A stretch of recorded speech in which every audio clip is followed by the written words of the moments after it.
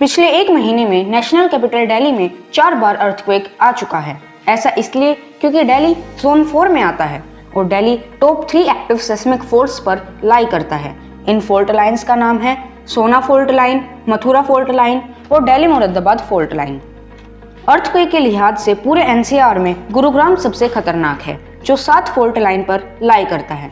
Earthquake वो natural phenomena जो हमारी पृथ्वी को कपा कर रख देता है, जिसके कारण कई 100 मीटर ऊंची लहरों वाली सुनामी आती है, जो बड़ी बड़ी इमारतों को चंद सेकंड में खाक कर देता है।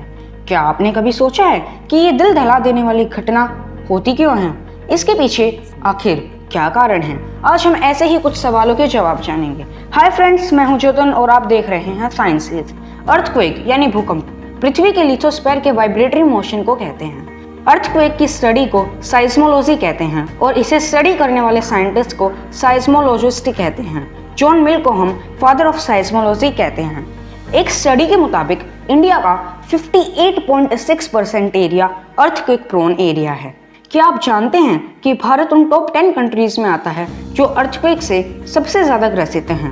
पूरी दुनिया में एक साल में लगभग 5 लाख अर्थक्वेक्स आते हैं। इनमें से ज्यादातर छोटे होते हैं और हम इन्हें महसूस भी नहीं कर पाते, लेकिन कुछ अर्थक्वेक बहुत खतरनाक होते हैं। इन 5 लाख अर्थक्वेक में से 80% रिंग ऑफ फायर में आते हैं। हम आपको बताते चलें कि ring of fire Pacific ocean में मौजूद एक यू शेप का बड़ा इलाका है। अब हम जानेंगे कि ये दिल दहला देने वाली घटना आखिर होती क्यों है।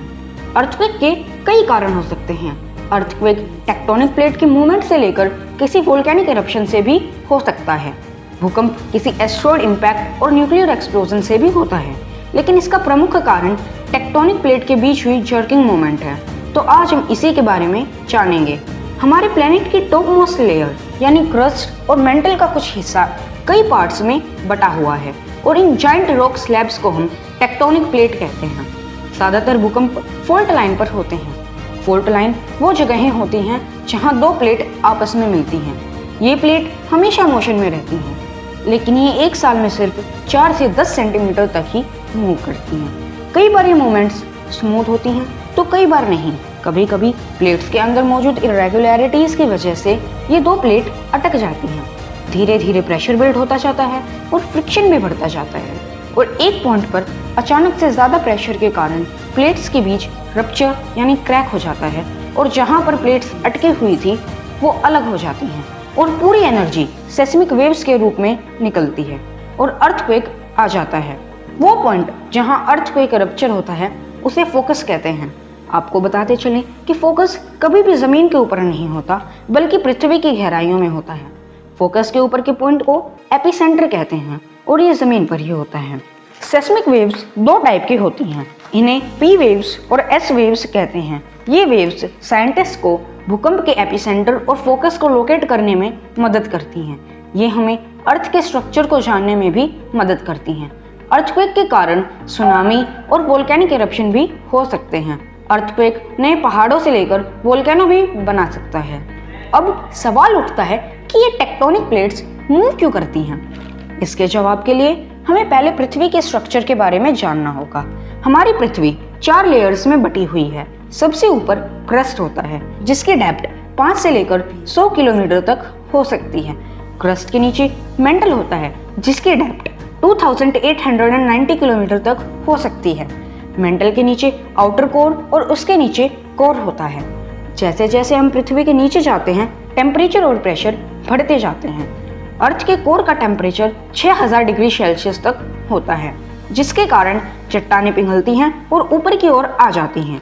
ऊपर पहुंचने के बाद ये चट्टानें ठंडी होकर वापस नीचे चली जाती हैं और ऊपर मौजूद टेक्टोनिक प्लेट्स को भी मूव करती हैं। ये प्रोसेस हमेशा चलता रहता है। अब बात करते हैं कि हम अर्थक्वेक को मापते कैसे हैं। अर्थक्वेक को मापने के लिए हम साइज्मोमीटर नाम के एक डिवाइस का यूज करते हैं। इसे जॉन मिल ने इन्वेंट किया था।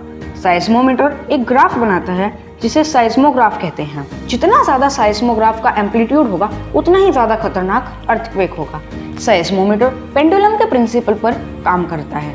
इसके अंदर एक पेपर रोल, एक पेन और स्प्रिंग होती है। जब अर्थक्वेक आता है तो ये पेन हिलने लगता है और पेपर पर ग्राफ बना देता है। उस ग्राफ को हम रिक्टर स्केल पर स्केल करते हैं। जिससे हमें अर्थक्वेक की इंटेंसिटी का पता लगता है। रिक्टर स्केल को चार्ल्स रिक्टर ने इन्वेंट किया था। ये स्केल 1 से 10 मैग्नीट्यूड तक का होता है। ये स्केल लीनियर नहीं है, जितना बड़ा रप्चर और फॉल्ट होगा उतना ही बड़ा अर्थक्वेक होगा। अब तक का सबसे बड़ा अर्थक्वेक 22 मई 1960 को चिली में आया था। रिक्टर स्केल पर इसका मैग्नीट्यूड 9.5 था और ये 10 मिनट तक रहा था। इसके फोकस की डेप्थ 33 किलोमीटर्स थी। इसके कारण 5000 लोगों की मौत हुई थी। इस अर्थक्वेक के कारण एक बड़ी सुनामी आई थी, जिसने सिर्फ चिली को ही नहीं बल्कि हवाई, जापान, फिलीपींस, न्यूजीलैंड और ऑस्ट्रेलिया को भी प्रभावित किया था। अगर भारत की बात करें तो भारत में सबसे ताकतवर अर्थक्वेक 26 जनवरी 2001 को गुजरात के भुज में आया था। इसका मैग्नीट्यूड 7.9 था। इसके कारण 20,000 लोगों की मौत हुई और करीब 2 लाख लोग घायल हो गए थे। अर्थक्वेक के खतरे के अनुसार भारत को 4 जोन में बांटा गया है। ये जोन है जोन 5, जोन 3, जोन 4 और जोन 2। जोन 5 भूकंप के लिहाज से सबसे ज्यादा खतरनाक है। यहाँ MS के स्केल के हिसाब से 9 मैग्नीट्यूड तक का भूकंप आ सकता है। कश्मीर के कुछ इलाके, वेस्टर्न और central Himalayas, north eastern Indian reason, run of Kutch और अंडमान निकोबार आइलैंड जोन 5 में आते हैं। जोन 4 भी अर्थक्वेक के लिहाज से बहुत खतरनाक है। यहाँ पर MS के स्केल पर 8 मैग्नीट्यूड तक का भूकंप आ सकता है। जम्मू कश्मीर, हिमाचल प्रदेश, उत्तराखंड, हरियाणा, पंजाब, दिल्ली और यूपी के कुछ इलाके जोन 4 में आते हैं। जोन 3 और जोन 2 अर्थक्वेक के लिहाज से ज़्यादा खतरनाक नहीं है। आज के लिए इतना ही। आप देख रहे थे साइंसेज। सुरक्षित रहिए, सीखते रहिए। जय हिंद।